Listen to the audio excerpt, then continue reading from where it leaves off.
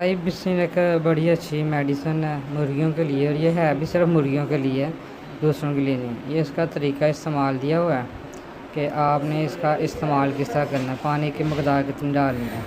1 millilitre ट्राइबिसिन और suspension आपने 4 से 5 लीटर पानी में मिलाकर रोज़ाना इस्तेमाल करनी है, और अगर चूज़े छोटे हैं तो फिर पानी की मकदार ज़्यादा हो जाएगी।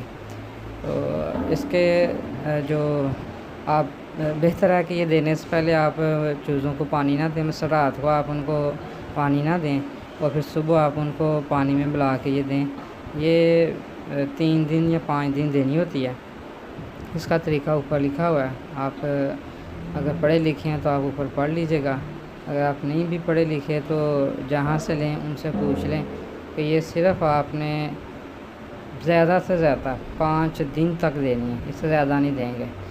तो ये काफ़ी जो मुर्गियों की बीमारियों में मुफीद है।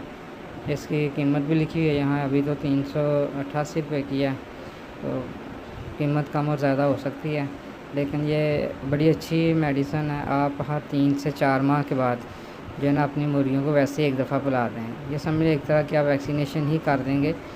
इससे जो बैक्टीरियल डिज़ीज़ हैं वो इससे काफ़ी हद तक कंट्रोल हो जाती हैं। बीमार हो जाए अगर जानवर मुर्गी या मुर्गा तो फिर मुश्किल होता है, अगर पहले दे दें तो फिर उसमें क़ुव्वत मुदाफ़त पैदा हो जाती है। तो आप इसका यूज़ लाजमी कीजिएगा। बहुत शुक्रिया जी।